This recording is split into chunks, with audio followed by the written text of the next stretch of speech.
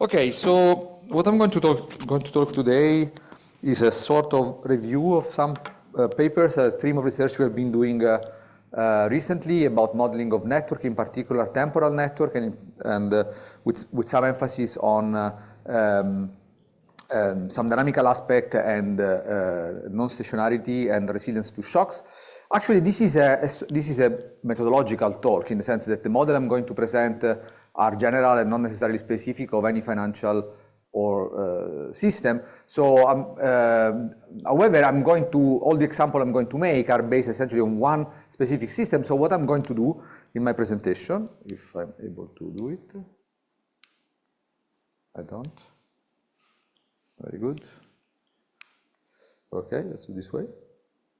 Oh, this is frozen. All right. All right. So to introduce first of all our case study, which is the interbank network, but this is simply because this is the system on which we are going to present the models, and then I'm going to advocate for the importance of statistical models in modeling networks. In particular, this will be a focus on temporal network, and then I'm going to focus my attention on three specific aspects. One is the problem of modeling preferential lending. The second one is the lead-lag relation and the models of resilience. And finally, if I have time, talking about non-stationarity by using the score-driven models. So our system, the system we're going to discuss about is a network is called the interbank network, where is a network where the nodes are banks. They are lending money one to each other to satisfy some liquidity shocks or liquidity surplus, and it is a way in which they redistribute essentially liquidity across the financial system. And obviously, this is a system which is networked in the sense that can be represented as a network. I don't have to tell you, of course, that a network can be represented as, in general, as a matrix. And this is important. Studying the interbank network is important because it has been considered one of the most important channels of propagation of systemic risk, especially during the last financial crisis. So there has been a lot of empirical studies. So just to give you an idea about what are the properties of interbank network, if you never seen it, that typically you have a very small connectivity. So essentially only order 1%, 2-3% of the links are present. You have a heterogeneity of degrees, typically well fit by a power law distribution. When you consider the weights, indeed the distribution of exposure and node strength is also heavy-tailed in the sense that you can have some lending relation for small amount and other for very large amount, a lot of heterogeneity. There is a small dwarf effect, there is some sort of disassortative mixing, and finally a small clustering. In particular, all the examples I'm going to make are for a specific portion of the Italian interbank network, which is called the EMID, the Electronic Market for Interbank Deposit, for which we have very granular data. Essentially, we have like 100 banks, so it's a small network. We have a network for all the days between 2009 and 2015. We aggregated a weekly level, so we have around 300 networks. Of course, this time period is very peculiar, as you will see in a moment, for the financial system, as you can imagine. As I told you, is a very sparse network. And it is, of course, a network which you can study in this temporal dimension, so how it evolves in time. And you will see that, of course, this is evolving in a quite strange way, in a sense, a peculiar way. So what you see, for example, in this is not going to work. Okay. What you're going to see here essentially is the number of links, is the density of the network through time from 2010 to 2015. You clearly see that you have some strongly non-stationary patterns which are related to the sovereign debt crisis and the intervention of the European Central Bank with extraordinary policy measures. We're going to go back with this. So this is a network that evolves in time, and of course is affected by external variables, and we want to find a good modeling for this kind of system. So going now to that is the system that we're going to analyze. But now let's go back to the modeling. Okay, just to fix the notation, I don't think I have to explain what a network is. Okay, I'm going to indicate with capital Aij the element of the adjacency matrix of the network, of the binary part of it. This can be directed or undirected. Of course, the Interbank network is a directed, right? There is a borrower and there is a lender. So typically the link goes from the lender to the borrower. And however, of course, you can have also a weighted version of it. This is very important because actually Santo yesterday was claiming the importance of weighted networks, right? So you have weights, so I'm going to indicate with Y, ij, the weight matrix of our system. And what we want to do is to introduce a modeling for weighted networks. Okay, so what I'm going to advocate here is the importance of using probabilistic model of network. So this is the framework in which we are going to use. So what is a probabilistic model of network? Well, it's defined, if I have a static network, it's defined as a probability mass function that maps essentially the set of possible graph or the set of possible matrices into 0, 1. That gives the probability that that specific network is observed in the system. Of course, this is going to be normalized to 1. And finally, yes, here we go. And finally, you can, of course, compute expectation over the ensemble defined by the probability distribution by taking, of course, averages. So why probabilistic models are important, and why I'm advocating the use of probabilistic or statistical model for network? Well, first of all, as actually Santo was suggesting yesterday, this is important because this is useful to assess the significance of observed network structure. I mean, I'm going to present one example just to start in the next slide. So sometimes you identify some structure in the network, but you never consider the problem if this structure is significant or not. You can construct null models, okay, against which you want to test something. So you can perform hypothesis testing. Then you can identify some mechanism for network formation. So we want to understand, we will see an example later on. You want to understand what drives the way in which network is created. You can, of course, reconstruct network from partial information. This is a very active field of research. You don't know all the network. You have partial information. You want to find a probability distribution which is more likely to be coherent with the information that you have about the network. And then the other point would be to produce conditional scenario generation. This will be something I'm going to talk about. So for example, as a policymaker, you might be interested in the following problem. Suppose I have a shock that hits the system.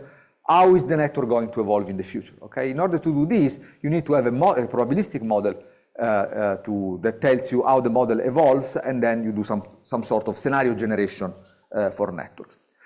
In order to convince you of the importance of probabilistic model of network for assessing the significance of observed network structure, let me consider one simple case. As you probably know, one of the characteristics of many networks, not only financial network, is the existence of a core and periphery structure. What is a core periphery structure? Loosely speaking, a core periphery structure is a structure such that you can divide the set of nodes in two subsets. So one which is the core, which is densely connected, and another one is the periphery, which is the rest, which is connected to the network mostly through the core, to the node in the core, but not within itself. And there's been a lot of research going on, try to identify core periphery structure in networks, especially in the interbank network. The typical approach, this is not the only approach, is essentially to consider a generic partition in two of your set of nodes, and then essentially to compute this error matrix, okay, which essentially give a score to the element in the potential core and in the potential periphery. Then essentially you have a loss function, and this loss function depends on the number of connection and the number of non-connection and the number of in the core, sorry, and the number of connection in the periphery, and then essentially you run through all the possible partition that you can make, try to minimize this error function, okay? The important point to understand is that this mechanism is always going to produce a core periphery structure, even if there is no core periphery structure in your data. It's very similar to the modularity story that Santo told yesterday, right? Actually, very, very close to it. So at the end, you always will find a core periphery with this method, but you don't know if this is statistically significant or if there are alternative organizational structures that you might want to consider.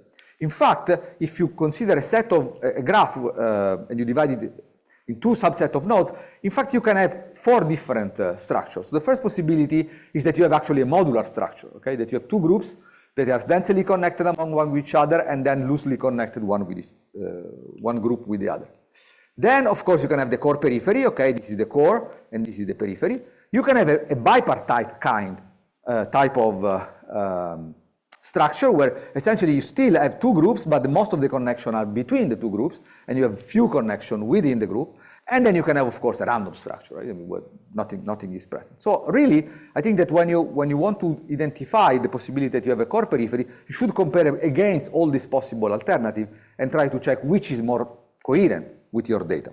So what we did sometime, and sorry, this is a complicated problem, okay? And let me show you why it is a complicated problem. I mean, this is a real, one of those matrices I was showing to you before. This is an adjacency matrix, okay?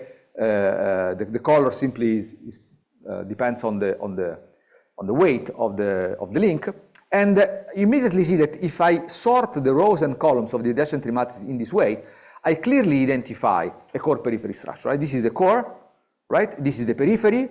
Periphery is not connected within itself. There is only connection between the core and the periphery, and you say, fine, this is the core periphery, right? Now, if I simply resort the rows and the column in an appropriate way, I will find this. This is the same matrix, right? Only you are resorting rows and columns. And if you see this, well, this is not anymore a core periphery structure, right? It's a bipartite structure.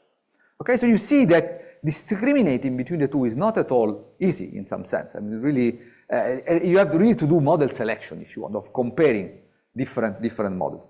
So what we proposed to do some years ago is essentially to use the approach of a stochastic block model, the generalized Erdos-Renyi random graph to more groups.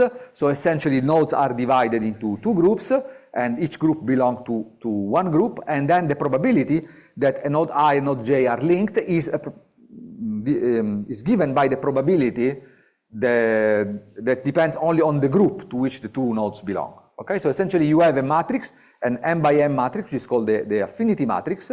Okay, in our case will be 2 by 2 because you have two groups, and essentially this will give the probability that the two nodes in different groups are connected one with each other. And the nice thing about this, okay, we can forget about the weighted version, but that you can do inference of the structure. So in a way, there are few methods that can be done for this. I give you an adjacency matrix, and I ask you, okay, identify the affinity matrix, which means these 2 by 2 probabilities, and the assignment of each node to each group. And then you can see what is the one that maximizes this probability or this likelihood. And okay, the nice thing about this 2 by 2 is that, of course, in the 2 by 2 case, really the sorting, the ranking of the matrix element in the affinity matrix tells you which type of macroscopic structure do you have. In fact, if the diagonal terms are larger than the off-diagonal term, then you have a modular structure. If instead you have this P11 larger than the off-diagonal larger than P22, then you have a core periphery, right? And if you have instead that P12 is larger than the off-diagonal is larger than the diagonal term, then you have a bipartite structure, roughly bipartite structure, right? And now what you can do, you can run this on your data and see which type of structure do you get. And so we did this with Paolo Barucca some years ago, so with different aggregation levels. So this is the daily network, this is the weekly network, this is the monthly network, so you can change the level of aggregation of the network for different years. And this is the number of times that we found a bipartite, a core periphery, a modular, or a random structure in doing model selection between these. And as you see, in fact, most of the times, at the daily scale, you have a bipartite or random, but if you go to weekly or monthly, most of the time you have a bipartite structure. So you see that the core periphery that you find with the first algorithm I show you to you is simply because the method will always find the core periphery, even if the core periphery is not the right structure. So probabilistic models allow you to disentangle different alternatives, and you can use this method, of course, also to give significance to the structure that you identify. Okay, so that's why I'm advocating the use of these probabilistic methods to modeling network. Okay, this is, in fact, this stochastic block model is one element of a general class of models, not only probabilistic model of networks, which essentially these are modeled with hidden node specific parameters. And so the idea is that each node is associated with a vector of parameters, okay? And links are formed between nodes with a link function that essentially maps the the vectors of parameters of the two nodes into 0, 1. Okay? So for example, in stochastic block model, the theta are discrete variable identifying the group, the block. But we have also other model I'm going to show you in a moment that most of you probably know, like for example, the fitness model where theta are continuous variable which are instead associated with degree. Actually, you can combine the two of them and have what is called a degree corrected stochastic block model. But you can have many more conditions where you have these parameters and then you have a probability. And in fact, a very general setting to construct a probabilistic model of network is what is called the maximum entropy network ensemble. And so the idea is the following. Essentially, what you want to do is that you want to identify the probability mass function over the network that maximize the Shannon entropy under some constraint. One obvious constraint is the fact that the probability, the sum of the probability should be equal to 1, but the other type of constraint is a constraint about the average value of some network metric. So you want that, for example, the average value across the ensemble of a given network metric, so this network metric is equal to some given value. So this is a standard constraint optimization problem that can be solved with a Lagrange multiplier, and if you do the math, it's relatively simple to show that you will end up with this probability distribution for the network, where the thetas are the Lagrange multiplier associated with your method. So you see that this theta now becomes the parameters that characterize the probability distribution of your network. So your network ensemble is completely characterized by this vector of parameter theta, which of course depends on the network metric that you decide to use to define your ensemble, and of course from the value of the constraint that you want to put on average. So examples. Oh, well, actually, this actually can be introduced in a completely different way. These are what are called exponential random graph model, which essentially is the same idea. The idea is that you fix a certain number of network metrics and then you construct the probability mass function of the adjacency matrix as an exponential distribution belonging to the exponential family, where the sufficient statistics are exactly the network metrics, and the theta are the parameter. So the two things are exactly the same. So example, if you fix as only one metric as the number of links, then you end up with Erdős-Renyi random graph model.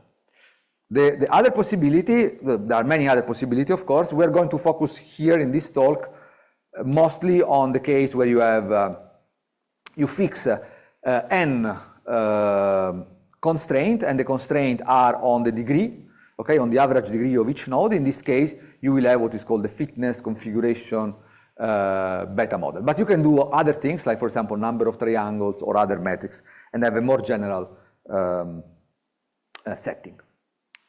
Okay, so in particular, what I'm going to focus here is the case where you have a well-known case of the configuration model, where essentially you have the constraint. Actually, I'm moving now to a binary directed network. So actually now we'll have 2n parameters, 2n Lagrange multiplier that completely characterize my setting, and essentially the network metric I'm going to use either in the maximum entropy or in the exponential random graph is the degree of each node, and then by doing a little bit of computation, you can find out that the probability that there is a link between I and j is equal to this logistic function of the theta parameter that characterize the two nodes, the node I and node j.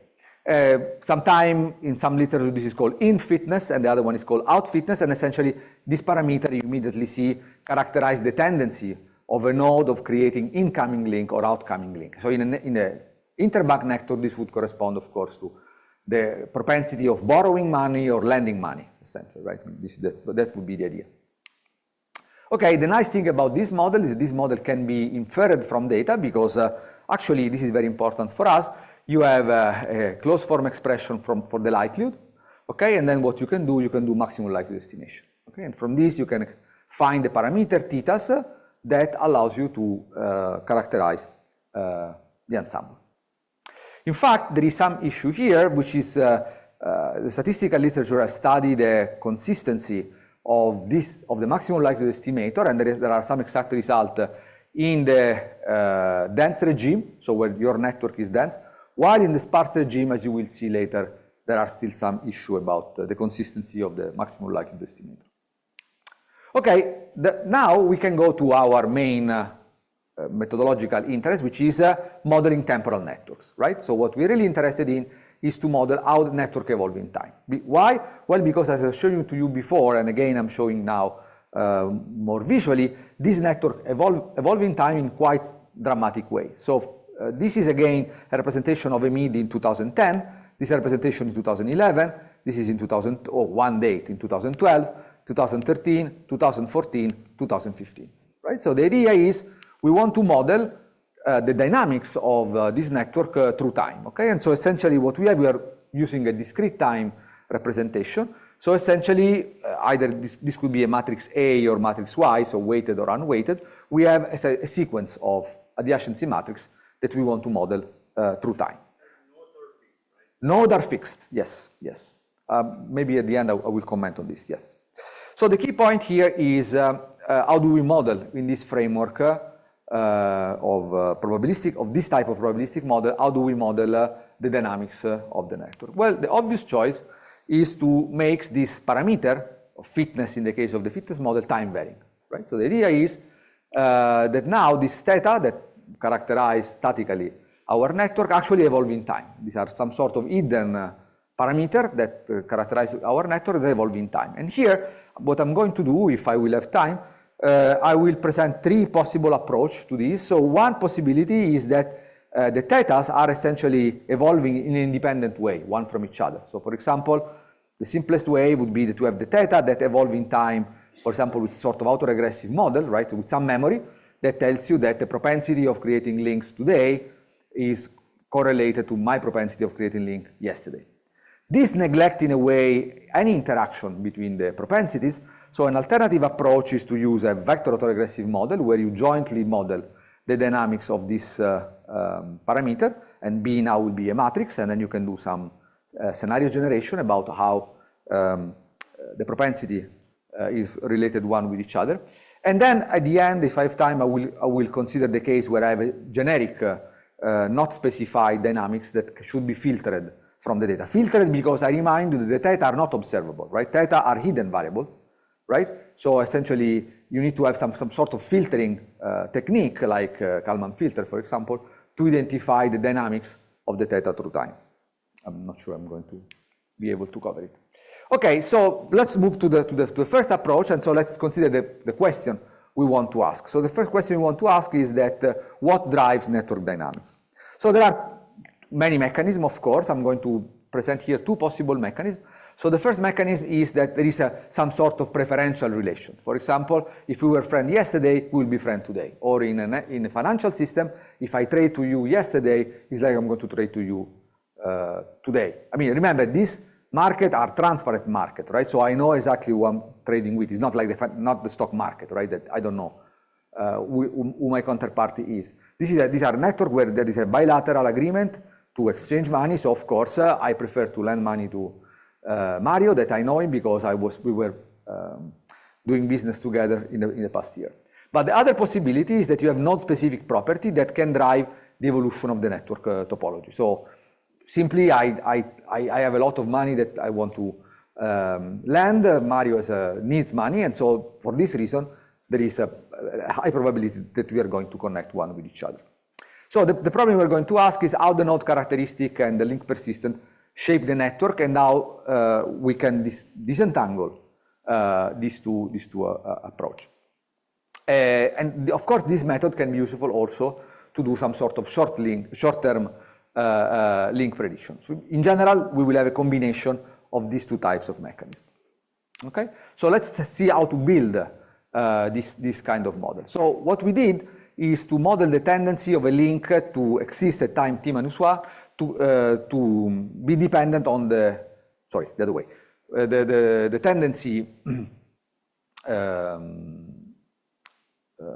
we model the probability that the link exists between I and j at time t, as dependent on the fact that it was existing at time t minus 1, okay? And so for this, you can use a Markovian approach, you can use also a non-Markovian, doesn't make a big difference, okay? A Markovian approach where essentially you have a conditional probability distribution of the adjacency matrix, which is the sum of two parts. So essentially you have one parameter, which is called alpha ij, which is link dependent, that tells you that with probability alpha ij, the link will be present at time t if it was present at time t minus 1, or will not be present if it will not be present.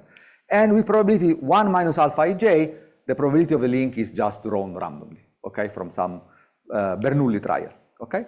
So essentially, the idea here is that you have one independent process per link, and the larger is alpha ij, the more persistent is the link between I and j, okay? That's the first mechanism. I'm simply copying with some probability the link from the past. The other possibility, the other mechanism, is a mechanism where instead you have a latent dynamics, exactly as the one I was showing to you. So each node has a parameter, latent parameter theta, that evolves in time, that gives the propensity of creating link, or maybe two, one for in and one for out, okay, that evolves in time. And the probability of a link between two nodes depends on this latent parameter to this link function, right? And the parameter might have a temporal persistence in the sense that my propensity to land today depends on my propensity to land yesterday, and so on and so forth. And so essentially what you do, again, you apply the same type of approach. So now for the theta, for the latent parameter, or the node fitness, you assume that there is a dynamic, temporal dynamic with some memory. The memory, of course, is characterized by this parameter phi between -1 and 1, okay, that tells you how persistent is your propensity to borrow and lend money. And then once you have the theta, condition on the theta, then you have the link probability exactly like in the configuration model, okay? And so the larger is the theta, the larger is the probability, is the degree, of course, of the network. Okay, now what we really want to do is to combine these two mechanisms and try to disentangle them. So essentially the idea is simple. So at each point in time, you take a given link, and so with probability alpha ij, you copy the link from the past. Okay, with probability 1 minus alpha ij, you draw a link according to the fitness, according to the propensity, okay? So essentially the model is the following. So you have essentially the theta are following, so the conditional distribution of the theta is Gaussian, of course, because we are taking Gaussian innovation in the autoregressive model, and then the probability of the network, given the past network, is a factorization over the nodes, okay, with some probability alpha ij, I will copy the link value, the adjacency matrix value from the previous step. With probability 1 minus alpha ij, I will draw a link with a probability now that instead depends on the fitness, on the propensity, okay? If you want, this is an hidden Markov model. It's a sort of hidden Markov model, okay?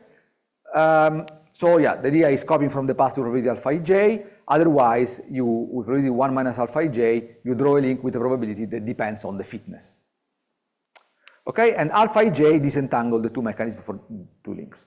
So you have a pretty large number of parameters that you want to estimate. Of course, this will not scale up for huge network, but let's say for hundreds of nodes, there is no issue. We develop a method which is based on expectation maximization to maximize you can write the likelihood, of course, of this model, okay? You can develop an expectation maximization algorithm, and as I'm going to show you, this expectation maximization is unbiased, while the single snapshot inference is biased. So this is what I was telling you before. So if the alternative would be to identify statically the fitness at each point in time and then fit an autoregressive model for each of them. However, for sparse network, this is known to be a biased estimator of the theta. In fact, you can see here, right? So these are simulation. This is not yet the data. You can see here, these are the different parameters, okay? And essentially, this is the distribution of the error of the estimated parameter if you use our method, which would be the continuous line, or if instead you estimate the fitness at each snapshot, and then on the estimated fitness by a static maximum likelihood, you estimate the autoregressive model. You see that there is a bias, which actually is well known in the literature, right? Which disappear when you model directly the whole dynamics of the network. Okay, as I told you, I mean, this allow you, I'm not going to show you this, but this allow you to identify this critical parameter alpha ij for each link. So it tells you how important is the preferential lending for these two specific banks. Okay, how likely they tend to trade if they were trading in the past, or not trade if they were not trading in the past, and how much this is instead due to the propensity they have in lending and borrowing at each point in time. But let me show you just the fact that this model is also useful to do link prediction. Okay, so you can derive a closed form expression for the p step ahead forecast for the presence of the link, which of course will depend on the past presence of the same link, but also on the past estimated value of the fitness of the latent parameters. And essentially you see that these are the different models. The black line is the model where you have both mechanisms in place, while the red one is the one where you have only the copying link, and the blue one is the one where you have only the fitness model, dynamic fitness model. And depending, of course, on which alpha ij are you taking, you see that they are under the curve of the predictor improves quite significantly. So combining the two mechanisms, so copying the link and having a persistent dynamic, is going to improve significantly your link prediction. Okay. Okay, now that tells you something about the dynamics. Now, one limitation of this model, of course, is that these fitnesses, this propensity, evolve independently for each network. Okay. Okay, we have this other mechanism, which is the copying the link, but still, each link evolves essentially independently from. Well, each link is not true. What I'm saying. Remember, the alpha ij are link specific. The theta ij are node specific, right? So it's not true that the links are independent one with each other, because of course the theta will affect not only the link ij, but also the link ik or j k prime. Okay, so that's not completely true. However, we don't have a real joint dynamics of the full system. So what we want to do with this, actually this is still a work in progress. The paper I think will be out, the preprint will be out before the summer, is try to answer this question, so how a network system react to an exogenous shock and how it relax back to the normal state by taking into account all the dynamics. So essentially what we do is to borrow this approach from econometrics, which is called the impulse response analysis, so essentially knowing how a shock affects the future evolution in a network setting. And as I told you, for the reason that are clear and will be clearer even more in a minute, what we are going to do is to assume that we have a shock not on the network, but on the node characteristic, meaning on the fitness, if you want, okay, of this propensity.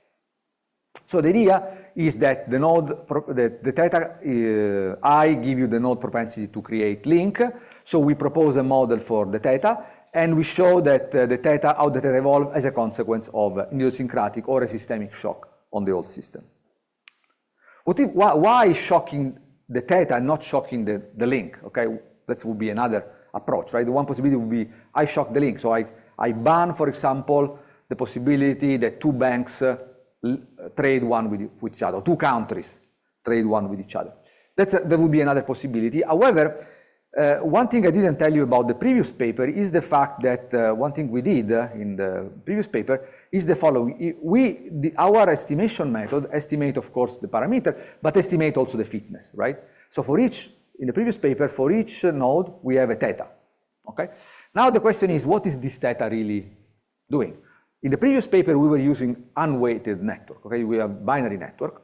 And so what we did is to plot, well, this is for one bank, but we did it systematically, of course, the exponential of the theta versus the bank exposure. So how much the bank is borrowing if it is a in fitness, or lending if it is an out fitness. So you see, remember, in the previous model, we were not using at all weights. It was an unweighted network, okay? So this information was not contained in the data. However, what you clearly see, this is just a representation, is that the dynamics of the inferred theta and the dynamics of the same bank exposure correlates very, very closely one with each other.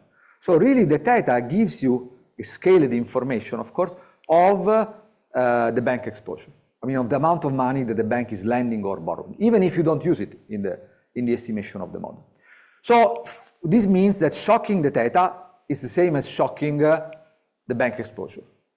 Okay, that's the intuition.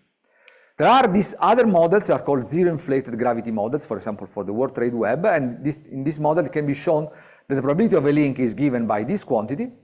And if you look at this quantity, this is really the same as this one, right? As this one here. Okay, it's the same shape. So essentially the theta, oops, sorry. Right, so really the theta is a good proxy for the logarithm of the GDP, of the normalized GDP. So when you shock the theta, you know the node characteristic, you are really shocking, like shocking the GDP of the country in a gravity model. Okay, so actually you can be more quantitative in the sense that if you do a shock delta to a given theta, this corresponds to a logarithmic change of delta or a percentage change of delta in bank exposure of GDP of that node. So really you are doing shock for node characteristics. Okay, so which model are we going to do? Well, we have a model where, as I was mentioning at the beginning, we have a model where the theta evolve in time through a vector autoregressive model, okay, of order 1. So mu controls the vector that control the mean value of the latent variable. B is a n by n or 2n by 2n matrix that gives all the lagged interaction between the theta. So my propensity today, how affect Mario's propensity tomorrow to borrow. So all the complementarity or the synergies that might be, for example, in our trading. And W is a white noise term. Okay? Okay, so now how do we do shock propagation? Okay, this is the idea. The idea is to borrow this from standard, let's say, macroeconometrics. So essentially we assume that there is a shock delta theta on the variable at time tau, and so essentially we define as usually the impulse response function x the expectation of the theta at time t plus tau conditionally on the past history where we have made a shock delta theta at time tau, the time of the shock, minus the expectation of the theta if the shock were not there. Okay, that is called impulse response analysis, and the expectation is taken over the noise W. Notice that this is an impulse response function over theta, right? Not over the network yet. Okay, this is standard in linear time series analysis, so I'm not really adding anything new here. So in fact, it can be easily shown that the impulse response function in this setting is given by the t power of the matrix B, the matrix of the connection, multiplied by the shock. And so there are a couple of important insights. So the first one is that the shock, the impulse response function is linear, okay? Because the model is linear, the impulse response function is going to be linear.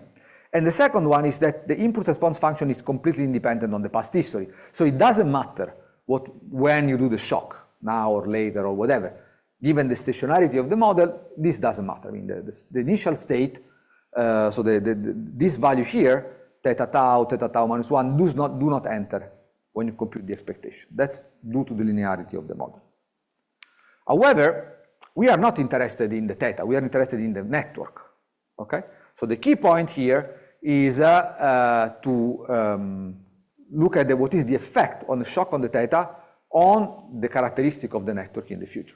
So in general, we can consider a generic network metric, okay, which is a function of the adjacency matrix at time t, and then we compute the impulse response function, notice there is a p here, on the network metric, given the past history and given the past history, okay? And now, in this case, as you will see in a moment, this will be non-linear, okay? A non-linear function of the shock. So if you double the shock, you don't have a double of the effect. And also depends on the past history of the network. So it really depends on when you shock the system, okay? This is due to this non-linear setting. Actually, we did some computation and we were able to prove a proposition that gives a almost closed form expression for the impulse response function as a Gaussian integral, okay, of the expectation. This is the static fitness model. So you assume that you are able to compute the expected value of the network metric given the theta, and then you do this Gaussian integration with this computation, and you get the value of the impulse response function. So just to give you an example, so an example could be, let's take the density, okay? Now our network metric will be the density, okay? Very, very simple, okay? So in this case, you can compute the expectation of delta given the theta, sorry, this is not given A, but given the theta, this is going to be given by this amount here, which is, this can be with some mathematical change of variable. Essentially, you can rewrite this in this form, okay, in terms of this function I. This is called the logistic normal integral. It's used a lot in Bayesian analysis, for which there is not a closed form expression, okay? But nevertheless, I mean, can be computed efficiently, or there are some approximation. For example, for small noise, so if the noise is small, then the expected value of the density is given by this one. They show you something interesting, show you that, okay, so if the noise is 0, so if S is equal to 0, then of course the expected value of the density is the density with the expected value of the fitness. But if the noise is non-zero, then you have a correction of the density which is due to the fluctuation of the fitness, right? You have this correction which depends on the noise of your system. Okay, now, fine, we want to do some, understand what's going on and not just doing numerical simulation. And so essentially we consider a very simple mean field model. So it's a model where all the nodes are the same. So all the mu are the same. The matrix B has diagonal element equal to A and off diagonal element equal to B. So they're all the same. And the variance covariance matrix is diagonal, of the noise is diagonal with all the same sigma. You can do the same, for example, in the case where instead your B is a random matrix, okay, with 0 and B values with some probability P, right? It would be a sparse interaction network. And you can derive easily some property. So the spectral radius of B is lambda 1. It's called lambda 1, is given by this quantity, and you will have covariant stationarity if lambda 1 is smaller than 1. Okay, so that's standard. The stationary value of theta can be computed, of course, analytically, is given by this quantity. And for a generic B, you can easily prove that the theta S is given by this quantity. So if we are all working on network, so you immediately recognize here the cut centrality. Okay, so you see that essentially the stationary value of the fitness of node I is its cut centrality when the dynamic matrix B, the matrix that characterizes the var dynamics, is seen as an adjacency matrix of a weighted network. Okay, so the more this is true in general. So this means that the more central in cut sense nodes in the matrix B, the matrix that tells you the lead-lag interaction, are also those which will have the larger value of theta, which means the one who will have the larger degree on average in your network. Okay, you can do the shock. Okay, let's consider a shock affecting only the first node. And in a situation where all the nodes have the same fitness. Again, I told you, in this case, the impulse response depends on the state. Okay, it's state dependent. Okay, you can find a closed form expression for the impulse response function, and you can study essentially the dynamics. I mean, let me show you some figure. Well, first of all, on the left-hand side, you have the impulse response at time 1 as a function of delta for sparse or dense graph. So the first thing that you notice is that this is nonlinear, right? This is what I'm saying. I mean, the blue or the red are non-linear function in the sense that for example, a positive or a negative shock do not affect the density of the network at the next step in a symmetric way, but they do in a quite asymmetric way. Okay, that's something due to the nonlinearity of the model. On the right-hand side, you have the same, but now as a function of time for fixed value of the shock, like 20, 10, minus 10. And again, you see some non-monotonic behavior, and more important, this is for this mean field model. You see again this non-symmetry, this is not double than this, and so on and so forth. Obviously, the largest eigenvalue of the matrix B is the one that is more important to understand the resilience of the system. In fact, when the largest eigenvalue is big, like then you have a very slow recovery of the system. This is because the lambda 1 of the matrix B is the one that tells you how long it takes to the shock to be reabsorbed, even if the shock is less intense as compared to the case when lambda 1 is smaller. When lambda 1 is smaller, then you have a bigger shock in the density, so this is a shock in the density, and then it recovers much, much faster. These are all analytical, of course, nothing is numerical here. But however, the largest eigenvalues explain only part of the dynamics, so you fix the largest eigenvalue, and you can look at, for dense and sparse network, you can change the strength of the interaction, of the off-diagonal interaction, how much my propensity to land affected Mario's propensity to land in the future, and you clearly see that there is still a significant, not asymptotically, of course, the decay will be dominated by the largest eigenvalue, but for short time, you can have huge differences depending on the strength of the interaction between the B's. And finally, what is interesting is that you might have also an effect related to the noise. This is something that you don't observe in linear vector autoregressive model and standard impulse response function. So the intensity of the noise change, well, not too much, but change the pattern of relaxation of the system toward the stationary state. Again, this is due to this nonlinearity I was showing to you before. Okay, now that's nice, but these are models. Let's say, what about data? I mean, what do you do with the data, right? Because how do you fit this model? Okay, I don't spend too much time here. Well, essentially, we know, I already mentioned that this maximum likelihood estimation with single snapshot does not produce consistent estimation for sparse network. So what we did in the paper is to propose a method which is based on Kalman filter, essentially.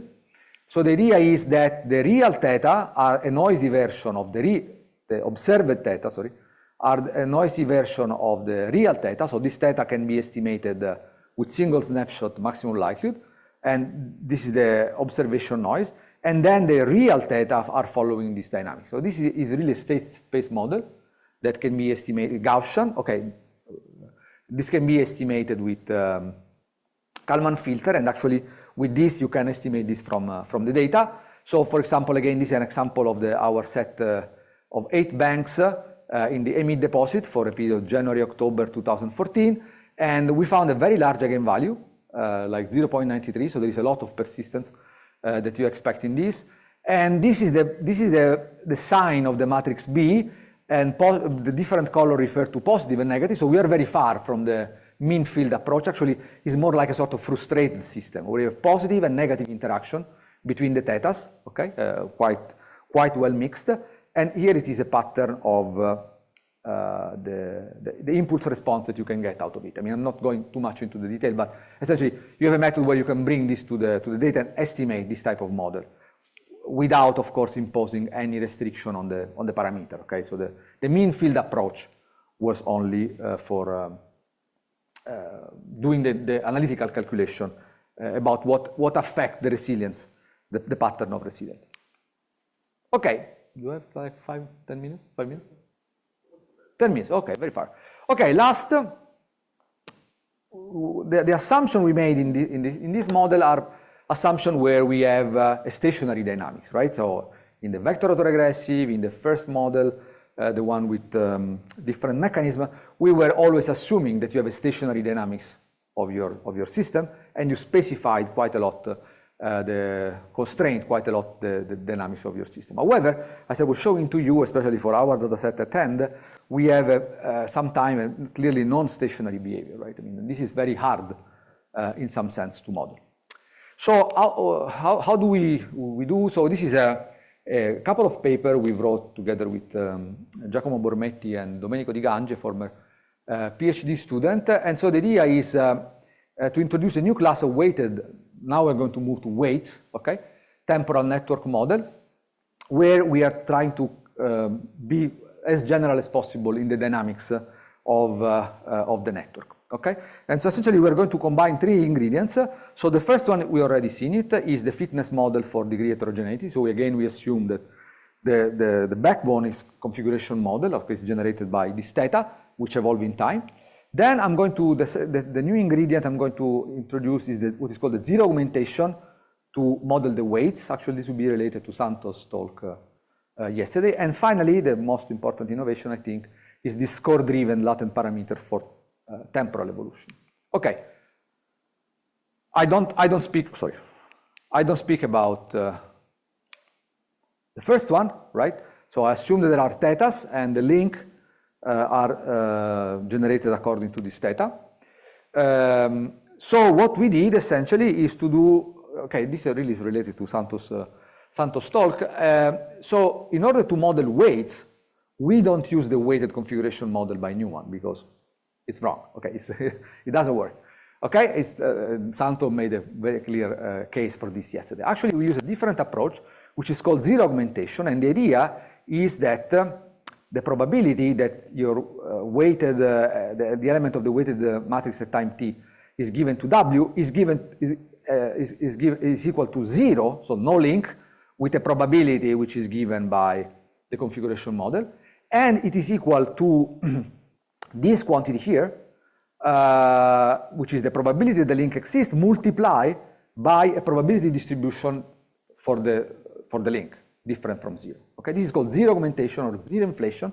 So this function g of W can take any form that you want and models the distribution of the weights conditional on the fact that the link exists. So the idea is to decouple, as was claimed by Santo yesterday, to decouple the link existence via the theta with the weight of the link, if the link exists, with this function g. Okay, that's the idea of the zero inflation. It's not our idea, it exists in the literature for many, many years.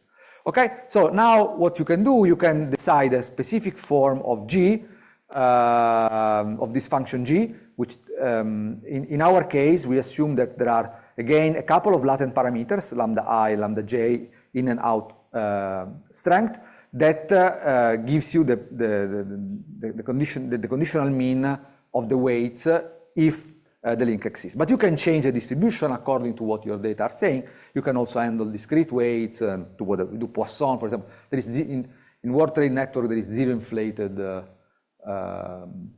Poisson model and so on and so forth. Okay, now the real innovation, actually, that's the most complicated part. Unfortunately, at the end is how to model generically these dynamics without having to specify precise dynamics. So we are going to use an approach on which we have been working a lot in the last 5-7 years, also in other content, which is called the score-driven models. Okay, score-driven model has been introduced by these guys in 2008 simultaneously, and the idea is the following: forget about networks. Imagine that you have a random variable, and this random variable is distributed according to some probability distribution that depends on some vector of parameters. And these are time dependent, okay? Are time varying parameters. So the score-driven models postulate that the dynamics of this time varying parameter that you don't observe follows some sort of autoregressive, so the value of the parameter tomorrow is the same as the value of parameter today, plus a quantity, right, which is this quantity here, that depends on the score of the model. What is the score? The score is the derivative of the log likelihood, okay?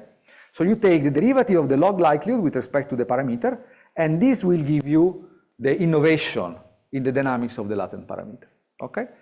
And in a way, the score gives you the surprise that your observation gives you, given your previous estimation of the parameter, okay? And tells you in which direction you should go. It's very similar to gradient ascent in some sense. It's the same type of idea. And sometimes, in fact, you regularize this, is not so important. You can regularize this, rescale this by something which is a scaling matrix, typically is the Fisher information matrix, okay? That correct for the curvature, essentially, of the likelihood in the point where you are doing this derivative. These are called observation-driven model, because parameters evolve in time, but based on some nonlinear function of the past observation, okay? So the idea is that, of course, f of t is stochastic. However, conditional on the past history, the f of t is deterministic. So if I know the past history, then I know the value of f. So I have only one source of noise in my model, which is given by this quantity here, okay? Okay, just to show you one example and why this is relevant, forget about network. Imagine that you have a model where you have a random variable y, which is sigma multiplied by epsilon. Epsilon is a Gaussian variable, so conditionally on sigma, you have a Gaussian, of course. And now you make this computation I showed you before. So you compute the score-driven update. Okay, you take the derivative, and you end up with the dynamics for the sigma. Okay, so if you look at this, and you know a little bit of financial econometrics, this is the Garch model. So Robert Engel won the Nobel Prize for that, but they didn't arrive in this way. Okay, so essentially the main idea is that you have that the volatility tomorrow is depends on the volatility today and the return observed today. Okay, that's the idea. And in fact, the important point here is the fact that, okay, why Garch? I mean, when I see it for the first time, I was shocked in some sense. But then I understand what's going on. I mean, the key point is that even the Garch and all this score-driven can be seen as filtered over misspecified dynamics. What does it mean? Suppose I take exactly the same model as before. Suppose I take any dynamics. For example, I take a crazy dynamics for sigma, okay? For example, a sinusoidal. And then I fit a Garch model on top of it. And then I estimate the value of sigma that I filter from a Garch. Okay, so you see what is going to happen. So the red line is the sigma in my simulation, and the black is the one which I estimated. Essentially, you see that the estimation of the sigma follows the parameter. Parameter is latent. The only thing I see is this, is the return, right? But instead, I observe this dynamic. So the key point is that this score-driven update is able to follow the surprise that the new data tells you about the dynamics and adjust the parameter in that direction. Okay, going fast, what we did is we did for exponential random graph model in general in another paper, but here for this specific model, okay, the idea is that we have the same, but now we have this parameter lambda, so this latent parameter lambda and theta, which are time varying according to the score-driven update. The fact that we can write the likelihood, okay, that we have a probabilistic model, allow you to take the derivative, to compute the score, and to compute the update. For example, if you look at the score of the theta, well, the score of the theta is very nice, right? Because the score of the theta tells you that you should update by taking the difference between the degree of a node minus the degree that you should have with the previous value of the parameter. So really you see that it is a surprise, okay? So the score is really a measure of the surprise because it's the observed degree minus the degree that you should have expected by the previous estimation of the theta. And so you adjust the value of the theta in the right direction. Okay, let me skip this, which is not important. Okay, I want to conclude. Okay, so we use this in many situations, but essentially one important point, we want to see whether it is better to model the dynamics of the latent parameter or the model of the weights of the network. So we took a paper, a journal econometric paper by Giraitis et al., which actually does a different approach, where they use a censored linear regression of the y at time t, so the weight at time t, using as a regressor observed quantity. For example, the past value of y, the lagged amount lent by other banks. So it takes a regression, a censored regression, which means that if the prediction is positive, then the link exists. If the prediction is negative, then the link does not exist. And so it does this for all the links. Okay, and then and these are just in the link prediction exercise, link and weight prediction exercise. You see that our model does much better, both in terms of R under the curve of the prediction of the link and in the mean square error of the link, which you see is much smaller. And the idea is that, in a way, our take-home message is it's better to model n latent parameter than n square observable parameter and regress them. That's essentially the key point. Okay, I'm done. One last thing I think is very important is the fact that this model, the probabilistic model, allows for the possibility of including external covariates in the dynamics. So if I take this model, the same model, and I add here this quantity, I say how much, for example, an external covariates affect the probability that the link exists. This is why very often we model network or network dynamic forgetting about the rest of the world. For example, in the interbank market, there's one very important determinant of the network structure, which is the interest rate. Okay? This is the dynamics of the Ionia. Ionia is an effective interest rate. In the same period of our network, you clearly see there is a very strong non-stationary dynamics, and of course you can expect that when the interest rate is very high, then there will be more lending in the market, a more dense market, and the other way in the other case. So you can include external covariates in the model, and you can estimate, of course, this coefficient, both in the weights and in the link probability, by the same approach I was showing to you before. But I think I'm done. I'm not showing the result. Okay, so summarizing, so I think that probabilistic model of network are rich and flexible tool for investigating structure with dynamic drivers. We studied a lot of things, especially this how external shock propagates in a network using VAR dynamics, and we found we derived some closed form expression for the nonlinear impulse response function for a generic shock on the network, and we found a prominent role in shock spreading played by the lagged interaction between latent variable, this B parameter that tells you how much the fitness are affected one with each other, and we propose an estimation method based on Kalman filter to estimate the dynamics with an impulse response function. And the second last part, I was showing a generalization for non-stationary dynamics. I mean, you can do any dynamics you want, considering temporal and weighted network, so it's much, much richer. We have a superior performance in link and weight prediction with respect to static version, and with benchmark in the literature, which use regression on the observable network and not on the latent parameter. And it's nice because you can model external dependency separately in the binary and in the weighted effect. For example, if you do this in the regression setting, you cannot do it, right? Because you model the two things together, while in our setting you can have two different, you can measure separately the effect of an external covariance, like the Ionia interest rate, on the probability of a link and on the weight of the link, if the link exists. Okay, thank you for your attention.